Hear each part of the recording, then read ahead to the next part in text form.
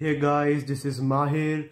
तो मैं आ चुका हूँ एक फ्रेश न्यू वीडियो लेकर मैथमेटिक्स क्लास 12th के लिए, जो है चैप्टर 10 के ऊपर vector algebra. So yes, you heard it right कि आज हम chapter number 10 vector algebra start करने जा रहे हैं। इसका वैसे तो मैंने जो पुरानी वीडियोस डाली है अपने चैनल के अंदर, उसमें मैंने किसी भी चैप्टर का मैट्रिसेस के अलावा इंट्रोडक्शन नहीं दिया है। ओके, मैट्रिसेस के इंट्रोडक्शन के बाद ये एक ऐसा चैप्टर है जिसका इंट्रोडक्शन मैं दे रहा हूँ। ओके, बीच में मैंने आपको एप्लीकेशन ऑफ डेरिवेटिव की भी एक एक्स्ट्रा क्वेश्चन की वीडियो डाल दी थी, डेरिवेटिव्स की भी डाल दी थी, एंड बीच में फिर थोड़ा सा डिसकंटिन्यू होकर मैंने इंटीग्रल्स को स्किप कर दिया था। तो देखता हूँ मैं पहले वेक्टर अलजेब्रा करा के, मैं इंटीग्रल्स की भी मैंने वीडियो बना के तो रखी दी है एक्स्ट्रा क्वेश्चंस की। ऑब्वियसली मैं एक्सरसाइज तो कराने वाला हूँ नहीं, एंड आपको ही पता है कि कैलकुलस में इंट्रोडक्शन जैसी कोई चीज़ होती नहीं है। इंट्रोडक्शन मैंने क्या ही देना, बिकॉज डायरेक्ट एप्लीकेशन होते हैं फार्मूलाज के, इंटीग्रल्स एंड डेरिवेटिव जैसे चैप्टर में। तो इसलिए मैंने सोचा था कि उनका इंट्रोडक्शन वीडियो तो मैं नहीं बनाऊंगा, पर वेक्टर अलजेब्रा में बहुत कुछ है आपको इंट्रोडक्शन में नया नया खास खास बताने के लिए। सो यस, दिस इज माहिर खुराना। मैं आ चुका हूँ चैप्टर नंबर 10 वेक्टर अलजेब्रा की वीडियो लेकर। इंट्रो करा रहा हूँ, फिर देखते हैं एक्स्ट्रा क्वेश्चन पे अगर हम आए तो हम वो भी मैं पोस्ट कर दूंगा। So let's start without any delay. मैं आपको लेसन 10 वेक्टर अलजेब्रा के सारे एक्स्ट्रा क्वेश्चन अभी बता दूंगा। ओह सॉरी, एक्स्ट्रा क्वेश्चन कह रहा हूं मैं, आई मेंट इंट्रोडक्शन। ठीक है, तो वेक्टर अलजेब्रा, अब इतनी सारी अलजेब्रा आपने पहले पढ़ रही है, आपने मैट्रिसेस की अलजेब्रा पढ़ ली है, कैलकुलस में भी आपने डिफरेंशिएबिलिटी की अलजेब्रा पढ़ ली, कंटिन्यूटी की अलजेब्रा पढ़ ली, और कहाँ इंटीग्रेशन की भी अलजेब्रा पढ़ ली है, राइट। और वेरिएबल्स की अलजेब्रा तो आप कब से ही पढ़ते आ रहे हो। यहाँ पर आपका एक नया बिल्कुल एक अलग से मैथमेटिक्स का फिर से एक ब्रांच यू कैन से, जिसमें हम वेक्टर अलजेब्रा को पढ़ने जा रहे हैं, राइट। जैसे हमने पूरी ज्योमेट्री होती है ना, तो बेसिकली ये भी ज्योमेट्री का ही पार्ट है। ज्योमेट्री को एक नई तरीके से इंटरप्रिटेशन देना ही वेक्टर अलजेब्रा का नाम कहलाता है।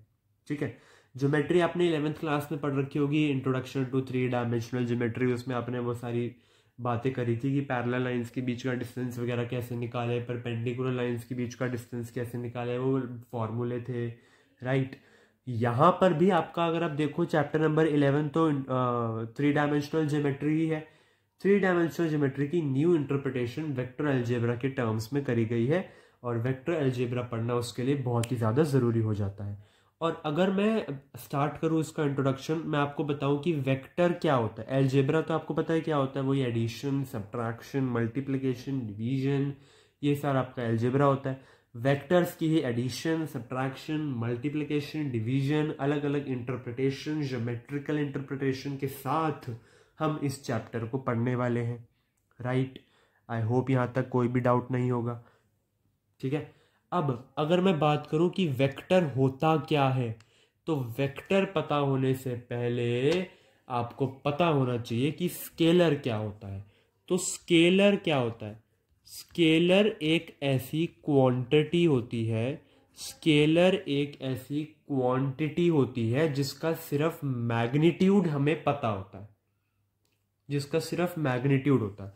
So quantity that has magnitude, उसको हम कहते हैं स्केलर क्वांटिटी। ठीक है, अब स्केलर क्वांटिटी के पास तो सिर्फ मैग्नीट्यूड होता है, मैग्नीट्यूड मतलब उसकी कोई भी नंबर होता है, राइट। जैसे अगर मैं एग्जांपल दूं, कोई भी स्केलर क्वांटिटी आप ले लो, नंबर बेसिकली हाँ उसकी सिर्फ वैल्यू होती है। अगर मैं एग्जांपल लूँ आपके मास का, तो आप मुझे बताइए आपके कितना मास है। कोई बोलेगा 30 kgs, anyone would say 40 kgs, है ना। अगर मैं आपसे पूछूं एक बेसिक नॉर्मल लाइफ में, अगर मैं आपसे पूछता हूँ कि आपका मास कितना है, तो आप मुझे बताओगे भैया 30 kgs है, 40 kg है, 50 kg, राइट।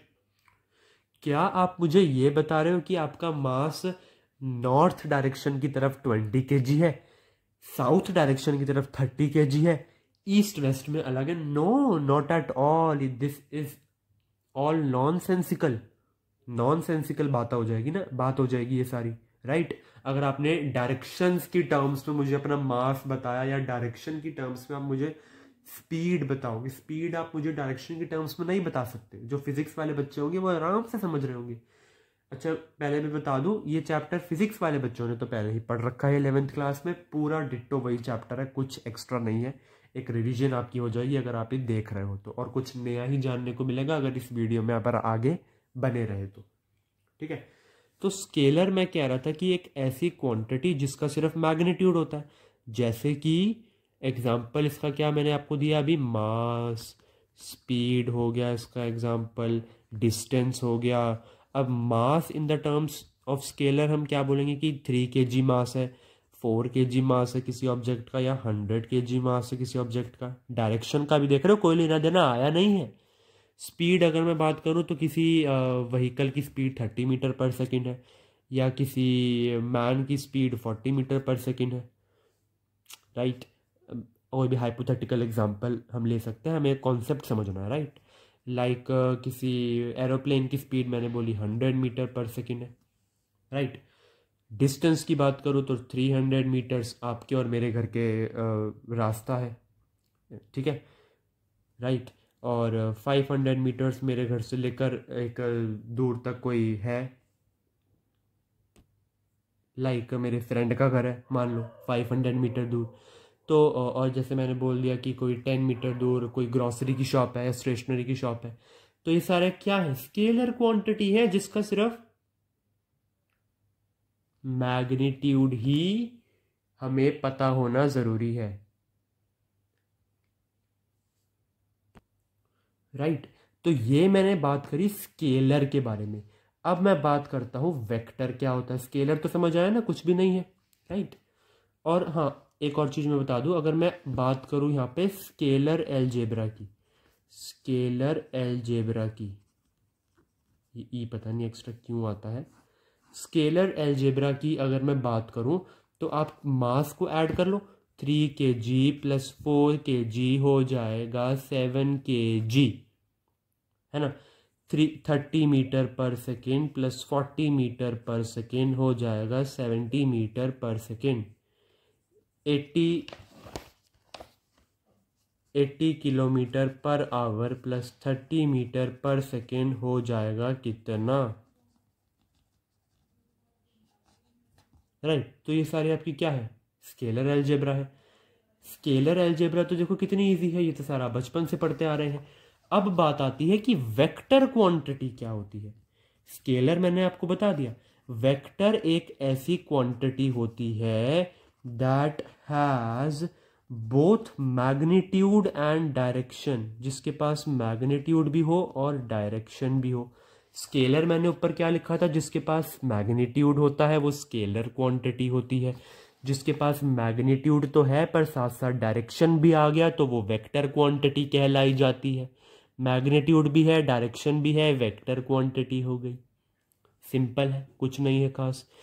एग्जाम्पल अगर मैं दूं तो फिजिक्स वाले बच्चे, साइंस आपने 10th में पढ़ी है, वेलोसिटी एग्जाम्पल हो गया, डिस्प्लेसमेंट एग्जाम्पल हो गया। हाँ जी, जो 10th में पढ़ रखा है, जो नॉन मेडिकल स्टूडेंट्स के अलावा जो बच्चे हैं जिन्होंने 10th तक पढ़ रखी है साइंस, उनको ये समझ आ रहा होगा वेक्टर क्वांटिटी स्केलर क्वांटिटी क्या होता है, वहां पे भी आया था इसका कॉन्सेप्ट, ठीक है।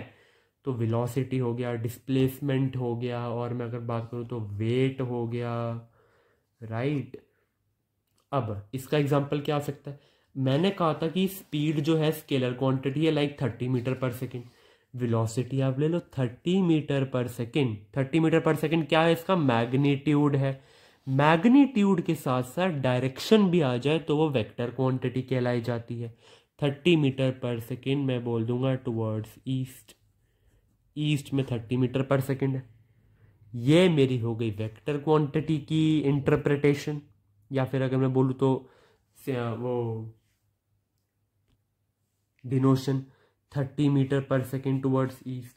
डिस्प्लेसमेंट मैंने बोल दिया 10 मीटर टुवर्ड्स नॉर्थ, नॉर्थ की तरफ डिस्प्लेसमेंट हुई है 10 मीटर, तो वो डिस्प्लेसमेंट की कहानी हो गई। ये सब क्या है, ये सब वेक्टर क्वांटिटीज है, राइट। समझ तो आ गया होगा ना आपको वेक्टर क्या होता है, स्केलर क्या होता है। अभी तो बेसिक बेसिक सा चल रहा है, सब देखते हैं, वन शॉट में खत्म करते हैं इसे, या फिर 2 पार्ट बनाएंगे, आई विल सी। ठीक है ना। वेक्टर और स्केलर में तो आपको अब कोई भी दिक्कत नहीं आनी चाहिए, ठीक है, पक्का। अब अगर हम वेक्टर अलजेब्रा पढ़ रहे हैं तो हमें ये तो पता होना चाहिए ना कि हम वेक्टर को रिप्रेजेंट किससे करते हैं। ज़्यादा टाइम वेस्ट नहीं करूँगा, सीधा बताऊँगा कि हम वेक्टर को रिप्रेजेंट करते हैं बाय अ लाइन सेगमेंट, जिसकी एक डायरेक्शन होती है। तो एक ऐसी लाइन सेगमेंट क्या होता है, जिसके दो एंड पॉइंट्स होते हैं। Line segment is that line having two end points, right. दो एंड पॉइंट्स हो तो उसको लाइन सेगमेंट कहते हैं। अब इसी लाइन सेगमेंट की किसी एक तरफ डायरेक्शन दिखा दो, अगर मैंने इस तरफ डायरेक्शन दिखा दी तो ये मेरा होता है representation to show vector quantity. इसको मैं बोल दूंगा representation to show vector, vector को शो करने का रिप्रेजेंटेशन। अब कौन से वेक्टर को शो करने का रिप्रेजेंटेशन है ये, विच टाइप ऑफ वेक्टर को हम शो कर रहे हैं इससे, राइट। तो उसके लिए मैं लिख दूंगा, जैसे मैंने पीछे एग्जांपल लिया था वेक्टर क्वांटिटी का, 30 metre per second towards east लिया था ना। तो 30 metre per second towards east को मैंने एक रिप्रेजेंट कर दिया वेक्टर से, लेट से ए वेक्टर। ए वेक्टर को मैंने बोल दिया 30 metre per second towards east. अब इतना बड़ा बड़ा तो हम लिखने वाले हैं नहीं, है ना, इतना बड़ा बड़ा तो हम लिखने वाले हैं नहीं। इस चीज को अवॉइड करने के लिए हमने यूज करा अपना कार्टेशियन प्लेन। इस चीज को अवॉइड करने के लिए हमने यूज करा अपना कार्टेशियन प्लेन। कार्टेशियन प्लेन में आपको पता है कितने एक्सिस होते हैं, दो एक्सिस होते हैं, एक्स एक्सिस और वाई एक्सिस। बिल्कुल गलत, तीन एक्सिस होते हैं। देखो वो भी दिखा देता हूं मैं आपको। एक होता है Y axis, this is your X axis, और यहाँ पे होता है एक जेड एक्सिस, राइट। और सबसे अच्छी बात क्या है कि ये जो होते हैं ना वो म्यूचुअली परपेंडिकुलर होते हैं। म्यूचुअली परपेंडिकुलर का मतलब क्या है, आपने फेसबुक पे म्यूचुअल फ्रेंड्स बनाते हो ना, म्यूचुअल फ्रेंड्स का मतलब क्या होता है, म्यूचुअल फ्रेंड्स का मतलब क्या होता है। अब इससे देखिए आप, मैंने क्या कहा कि ये तीनों एक्सिस जो है वो म्यूचुअली परपेंडिकुलर है, मतलब अगर एक्स एक्सिस वाई एक्सिस के परपेंडिकुलर है तो जेड एक्सिस भी एक्स एक्सिस के परपेंडिकुलर है। इसको मैंने बोल दिया म्यूचुअली परपेंडिकुलर आपस में। मतलब क्या है कि अगर ये आप है और ये आपका दोस्त है और ये आपका तीसरा दोस्त है, आपने अपने एक दोस्त को फेसबुक पे फॉलो कर रखा है, दूसरे दोस्त ने भी आपको फेसबुक पे फॉलो कर रखा है, तो आप दोनों जो हो वो म्यूचुअल फ्रेंड्स हो गए अपने दोस्त के। मतलब आपने इसको भी फॉलो कर रखा है, आपने इसको भी फॉलो कर रखा है, तो बेसिकली ये जो है वो आपका म्यूचुअल फ्रेंड हो गया। तो मैंने बोल दिया म्यूचुअली परपेंडिकुलर का मतलब कि वाई एक्सिस जेड एक्सिस के भी परपेंडिकुलर है, वाई एक्सिस एक्स एक्सिस के भी परपेंडिकुलर है, तो ये म्यूचुअली परपेंडिकुलर हो गए। म्यूचुअल मतलब एक उनमें कॉमन आ गया, है ना, राइट। तो ये मेरे पास थी सारी एक्सिस। अब मैंने क्या किया, मैंने एक वेक्टर, अब मैं वेक्टर की कहानी ही आगे बढ़ाऊंगा। अब क्या करते हैं, एक वेक्टर को ए से लेकर बी तक हम लिख कैसे सकते हैं। हमने बोला कि एक वेक्टर है फ्रॉम ए टू बी, कोई भी ए से लेकर बी तक का वेक्टर है, तो हम उसको लिखते हैं A B vector, right. Similar grounds में अगर मैं बोलूं कि बी ए वेक्टर क्या होता है, तो आप क्या बोलोगे कि ये वेक्टर है बी से लेकर ए तक का वेक्टर। बी से लेकर ए तक का वेक्टर को हमने ये बोल दिया, राइट। मतलब एक वेक्टर को डिनोट करने का तरीका है A B vector, B A vector, ये डिनोट करने की रिप्रेजेंटेशन आप ऐसे करने वाले हो। ये चीज अभी और समझ आएगी जब हम पढ़ लेंगे पोजीशन वेक्टर। पोजीशन वेक्टर क्या होता है, ये मेन टॉपिक यहाँ पे शुरू हुआ है। पोजीशन वेक्टर क्या होता है।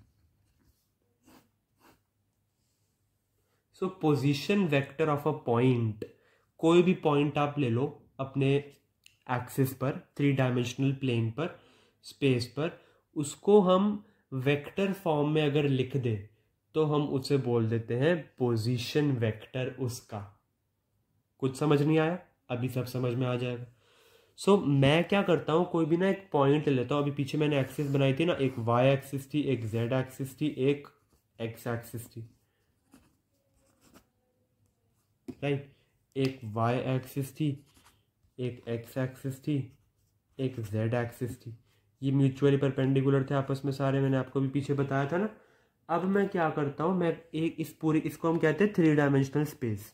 इस 3 डायमेंशनल स्पेस को मैं क्या करता हूँ, इसमें एक कोई भी पॉइंट ले लेता हूँ, इसके किसी भी, चलो for the sake of easiness मैं फर्स्ट कॉलम मैंने एक पॉइंट ले लिया, इस पे मैंने एक पॉइंट ले लेता हूँ। इस पॉइंट को मैं नाम देता हूँ P X comma Y comma Z. इसकी वैल्यू में तो पता नहीं है, एक्स वाई जेड मैंने बोल दिया।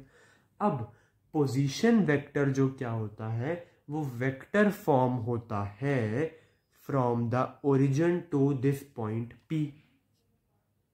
मतलब क्या है, ये आपका क्या है, ओरिजिन। ओरिजिन से लेकर पी पॉइंट तक स्पेस के अंदर जो वेक्टर बना उसको हम ओपी वेक्टर कहेंगे ना, ओपी वेक्टर। इसी ओपी वेक्टर को हम पोजीशन वेक्टर कहते हैं, पोजीशन वेक्टर कहते हैं। समझ आया? दोबारा रिपीट करता हूं, the position vector of a point P in space. Position vector किसी भी, ये है पोजीशन वेक्टर, इस position vector of a point P in space, space मतलब 3 dimensional Cartesian plane space, right, is the vector form of the vector form from the origin to that point P। origin से लेकर उस point P तक, ऐसा point जो कि एक space के अंदर रखा है, O से लेकर P तक की जो डिनोशन होगी उसको हम पोजीशन वेक्टर कहते हैं।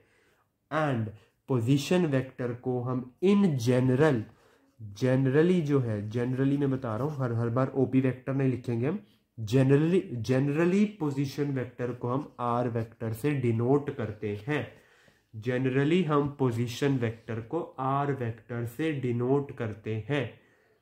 तो ये कहानी थी आपकी पोजीशन वेक्टर की, ठीक है। अब देखो पीछे मैंने अभी आपको बताया था कि अगर कोई भी वेक्टर क्वांटिटी होती है तो उसका मैग्नीट्यूड भी होता है और तो और उसका डायरेक्शन भी होता है, राइट। मैग्नीट्यूड भी होता है एंड उसका डायरेक्शन भी होता है। सिमिलरली जो मैंने ये पोजीशन वेक्टर लिखा है ओपी वेक्टर, इसका कोई ना कोई मैग्नीट्यूड भी होगा और डायरेक्शन भी होगा। तो इसके मैग्नीट्यूड को कैलकुलेट करने के लिए एक डायरेक्ट फॉर्मूला है हमारे पास।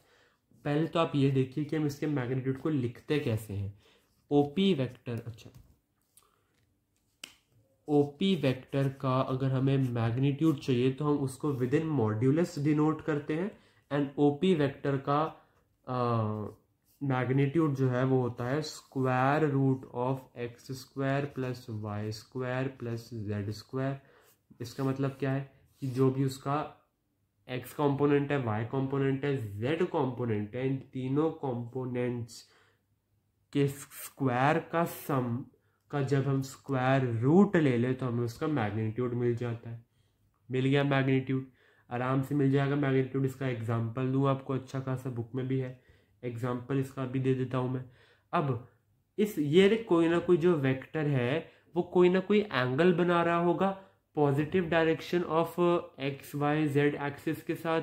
उनको हम रिप्रेजेंट करते हैं अल्फा, बीटा और गामा रिस्पेक्टिवली, जिसको हम डायरेक्शन एंगल्स भी कहते हैं, राइट। अब ये चीज़ आपको अभी मैं आप दोबारा से बना के दिखाता हूँ।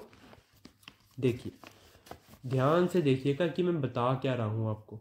अगर मैंने ये एक्सिस बनाया, ये मेरा क्या है वाई एक्सिस, ये है एक्स एक्सिस, ये है जेड एक्सिस, ठीक है। कोई भी पोजीशन वेक्टर मैंने पी ले लिया यहाँ पे, चलो इंटेंशनली लिया है, अभी बताऊंगा इंटेंशनली क्यों लिया, आपको समझाने के लिए लिया, ठीक है। हो तो कहीं भी सकता है।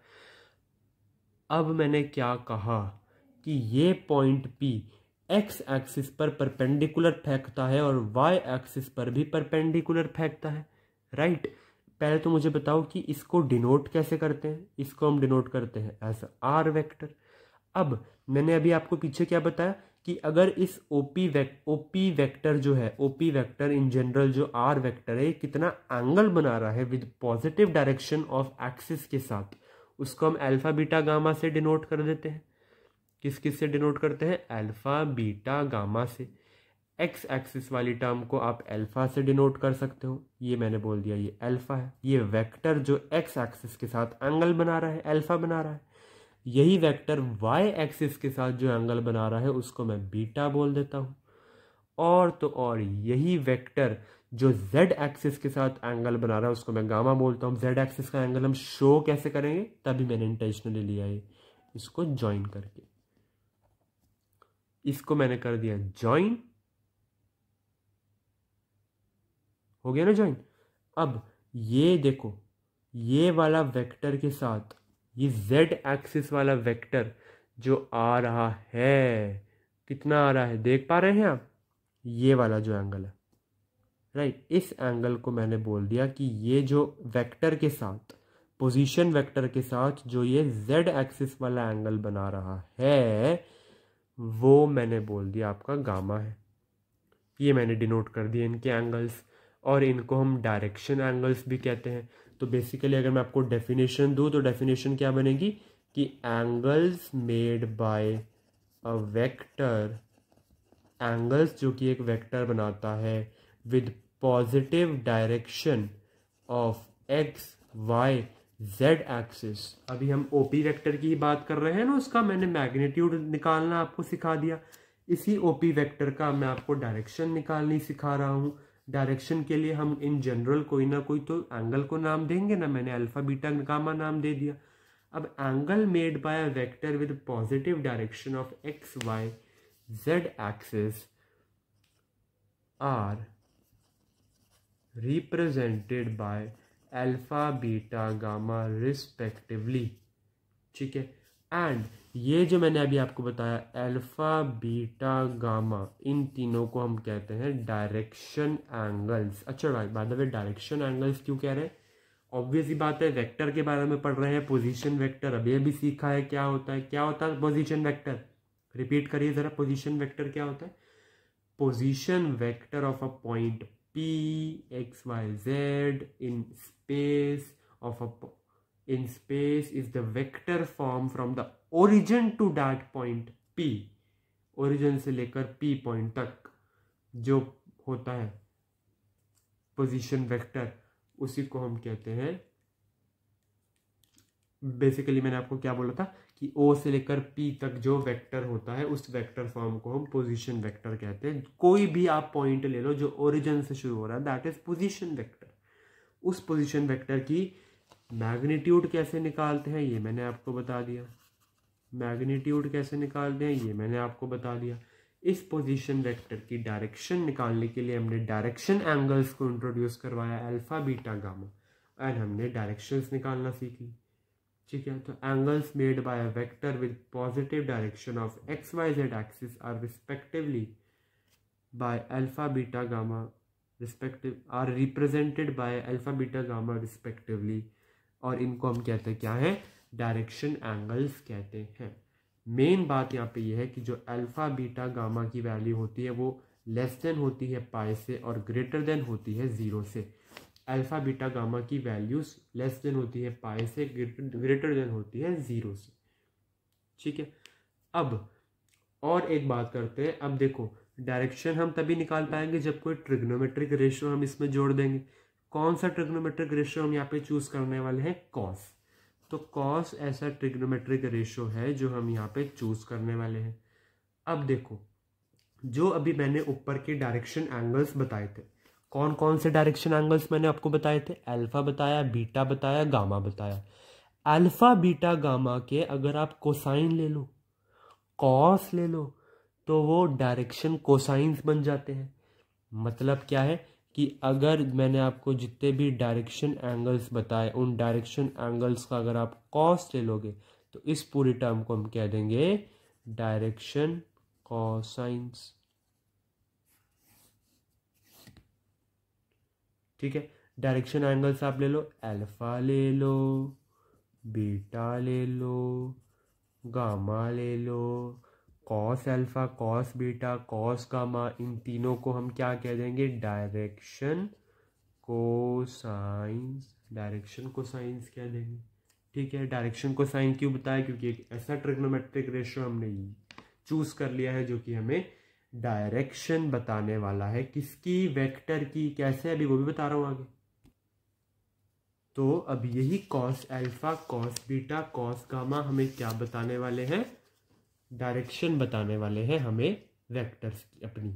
ठीक है, अभी तक हमने क्या पढ़ा? अभी मैंने आपको बताया कि वेक्टर्स क्या होते हैं। वेक्टर्स के मैंने आपको एग्जाम्पल दिए, राइट। वेक्टर के मैंने आपको एग्जाम्पल दिए।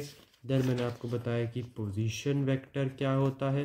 पोजीशन वेक्टर के बाद मैंने बताया कि इस पोजीशन वेक्टर की हम मैग्नीट्यूड कैसे निकाल सकते हैं, वो रूट वाला फॉर्मूला से।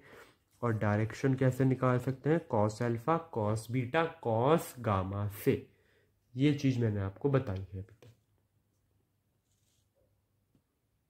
एंड यहाँ पे अगर मैं आपको एक और चीज बता दूं तो एक इम्पॉर्टेंट रिजल्ट जो यहाँ पे निकल कर आता है, वो रिजल्ट ये है कि जो आपका कॉस स्क्वायर अल्फा होता है और कॉस स्क्वायर बीटा होता है एंड कॉस स्क्वायर गामा का जो सम होता है वो इक्वल होता है 1 के ऑलवेज। मतलब कि पोजीशन वेक्टर के साथ जो तीनों एक्सिस आपके एंगल बना रहे हैं उनके कॉस का स्क्वायर हमेशा 1 होता है।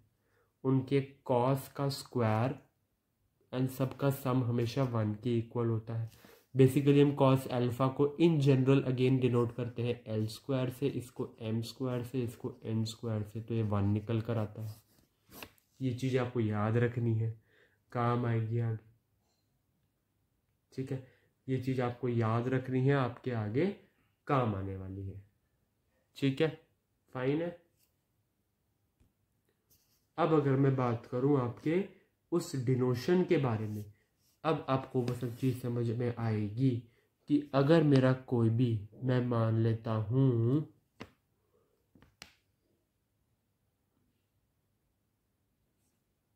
एक्स एक्सिस के साथ अगर मेरा पोजीशन वेक्टर बन रहा है, ठीक है, अगर मुझे कंसिडर करना है उस एंगल को जो पोजीशन वेक्टर मेरा एक्स एक्सिस के साथ बना रहा है, तो एक्स एक्सिस के साथ पोजीशन वेक्टर जो एंगल बना रहा है उसका मैं मैग्नीट्यूड लूंगा, साथ में उसका डायरेक्शन लूंगा। ये लिखने का तरीका है। ठीक है, अभी क्वेश्चंस आएंगे तो और समझ में आएगा। वाई एक्सिस के साथ जो आपका पोजीशन वेक्टर एंगल बना रहा है वो मैंने इस तरीके से लिखा। जेड एक्सिस के साथ जो पोजीशन वेक्टर आपका एंगल बना रहा है वो मैंने इस तरीके से लिखा। ठीक है, तो बेसिकली जब मैं इन सबको प्लस कर दूं, स्क्वायर लेके प्लस कर दूं, तो मुझे क्या मिल जाएगा? 1 मिल जाएगा। तो आइए अब हम इसका प्रूफ कर लेते हैं। देखिए, मुझे क्या प्रूफ करना है कि L square plus M square plus N square जो है वो 1 के इक्वल है। प्रूफ मैंने इसका बताया। प्रूफ के लिए मैं यहाँ पे कंसिडर करूँगा cos square alpha plus cos square beta plus cos square gamma. पीछे मैंने आपको अभी बताया था ना कि हम इनको डिनोट कर सकते हैं एल और एम और एन से। अब यहाँ पे मैंने आपको भी पीछे बताया कि x को हम ऐसे लिख सकते हैं, y को ऐसे, z को ऐसे। अब कॉस ये अल्फा है, कॉस अल्फा की वैल्यू मुझे यहाँ से बताइए कितनी आ जाएगी? x upon mod R, right. तो इसको मैंने लिख दिया x अपॉन आर वेक्टर का मैग्नीट्यूड का होल स्क्वायर, क्योंकि यहाँ स्क्वायर भी है, y अपॉन आर वेक्टर का modulus upon whole square plus z upon R vector का मॉड्यूलस होल स्क्वायर। इसको मैंने अब क्या लिख सकता हूँ? मैं इसको ऊपर वाली चीज़ें देखो, नीचे डिनोमिनेटर तो सेम ही है, X square plus Y square plus Z square upon mod R vector का होल स्क्वायर, राइट। ये हो गया X square plus Y square plus Z square. And अभी पीछे ही मैंने आपको बताया कि किसी भी वेक्टर का अगर हमें मैग्नीट्यूड चाहिए हो तो हम क्या करते हैं?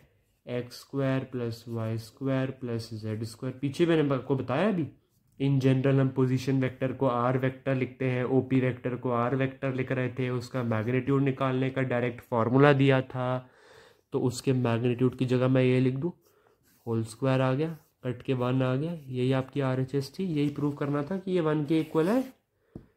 तो यहाँ से ये एक इम्पॉर्टेंट रिजल्ट है, काम आएगा। एक एंगल दिया होगा, दो एंगल दिए होंगे, एक पूछा होगा, या फिर एक इस पार्ट की इंफॉर्मेशन दी होगी, इस पार्ट की इंफॉर्मेशन कुछ ना कुछ दी होगी, ये पूछा होगा, ये पूछा नहीं होगा तो ये पूछा होगा, यहाँ की इंफॉर्मेशन गिवन होगी, ये गिवन होगी तो ये पूछा होगा। तो क्वेश्चन कहीं से भी आ सकता है, ठीक है, ये तो कहीं से भी आ सकता है। फाइन, चलिए, तो ये हमने पढ़ा आपका पोजीशन वेक्टर, मैंने आपको बताया कॉस की टर्म्स में, ये सारा अभी पोजीशन वेक्टर ही चल रहा था, यहाँ पे हमारा ये पोजीशन वेक्टर खत्म हुआ, ठीक है। तो पोजीशन वेक्टर की मैंने आपको डेफिनेशन दी, पोजीशन वेक्टर क्या, ये पोजीशन वेक्टर की डेफिनेशन थी, उसको मैंने ग्राफिकल इंटरप्रिटेशन आपको बता दी कैसे करते हैं, ओके। एंड यहाँ पे मैंने बता दिया कि एंगल्स मेड बाय वेक्टर क्या होता है पॉजिटिव डायरेक्शन में। अच्छा, पॉजिटिव में जो एंगल्स बनते हैं वो अल्फा बीटा गामा, फिर मैंने उनके कोसाइन बता दिया, उनको डायरेक्शन कोसाइंस कहते हैं, ठीक है, ये मैंने आपको बताया। फिर मैंने आपको बताया कि उसका मैग्नीट्यूड कैसे पहले बताया था कि मैग्नीट्यूड कैसे निकालते हैं, फिर बताया डायरेक्शन कैसे निकालते हैं। सो बेसिकली ये सब वो हुआ। यहाँ पे मैंने आपको इम्पॉर्टेंट रिजल्ट एक दिया कि इन जनरल ये चीज़ ट्रू कही जाती है, एंड ये मैंने लिखने का तरीका बताया कि आप एक्स वाई जेड कॉम्पोनेंट को कैसे लिख सकते हो पोजीशन वेक्टर और उसके बीच के एंगल की टर्म्स में, और मैंने ये प्रूफ करके दिखाया कि कैसे ये सारा आपको 1 आता है, ठीक है, ओके। तो यहाँ पर मैं करता हूँ इस वीडियो को एंड, ऑलरेडी आधे घंटे की वीडियो हो गई है, ठीक है। नेक्स्ट वीडियो में मैं आपको कवर कराऊंगा टाइप्स ऑफ वेक्टर, जहाँ पे हम ज़ीरो, यूनिट, को इनिशियल, को लीनियर वेक्टर्स के बारे में पढ़ेंगे, राइट। इन वेक्टर्स के बारे में हम पढ़ेंगे, फ्री वेक्टर्स देखेंगे क्या होता है, सेम मैग्नीट्यूड वाले वेक्टर्स को क्या कहते हैं वो देखेंगे, इक्वालिटी ऑफ वेक्टर्स देखेंगे, अलजेब्रा देखेंगे, अभी तो एडिशन, सब्ट्रैक्शन, मल्टीप्लिकेशन सब बचा है, ये सब करेंगे आराम से। वेक्टर चैप्टर आपका जाएगा एंड मैं कोशिश करूँगा इसको 3 पार्ट्स में ख़त्म कर दूँ। अगले पार्ट में आई कैन प्रॉमिस यू कि मैं आपको ये सारा इक्वालिटी ऑफ वेक्टर्स हो गया एंड ये addition, subtraction, types of vector, zero vector, free vector, ये सब बता दूंगा। आधे घंटे की वीडियो वो हो जाएगी, एंड फिर एक लास्ट सेपरेट वीडियो में मैं आपको मल्टीप्लिकेशन ऑफ वेक्टर्स के बारे में भी बता दूंगा और डिवीजन की भी कहानी बताऊंगा, ठीक है, okay. So that's all for this video. कोई डाउट हो किसी भी चीज़ में, कोई कॉन्सेप्ट ना समझ में आया हो तो इसकी क्वेश्चंस वाली वीडियो देखिए। मैं क्या करने वाला हूँ, पार्ट 1 का सेपरेट क्वेश्चन वीडियो, पार्ट 2 का सेपरेट क्वेश्चन वीडियो, पार्ट 3 का सेपरेट क्वेश्चन वीडियो बनाने वाला हूँ। तो इसकी अगर आपको, इस पर्टिकुलर पार्ट की अगर आपको किसी भी चीज़ में से समझ ना आया हो, कोई कोसाइन क्यों ले रहे हैं, ये क्यों हो रहा है, वो क्यों हो रहा है, तो इसके लिए मैं बोलूँगा, सजेस्ट करूँगा आपको कि आप जाइए इस वीडियो की एक्स्ट्रा क्वेश्चन देखिए, वहाँ से अगर समझ ना आए ना तो फिर मेरा नाम बदल देना, ठीक है। इसके क्वेश्चन जब तक प्रैक्टिस करोगे तो सारी थ्योरी थी, अभी यहाँ पे ज्योमेट्री की सारी थ्योरी चली है, वेक्टर का इंट्रोडक्शन मैंने आपको दिया है, राइट। तो बेसिकली ये सारी आपकी क्या थी, थ्योरी थी। इसके क्वेश्चन प्रैक्टिस करिए, मैंने कराए हैं एक्स्ट्रा क्वेश्चन, बुक से तो करते ही रहेंगे आप। उसके बाद फिर हम पार्ट 2 एंड पार्ट 3 वीडियो में मिलते हैं, उसके एक्स्ट्रा क्वेश्चन वीडियो रिस्पेक्टिवली मैं अपलोड करूँगा, ठीक है। So thank you for your patience, have a good day.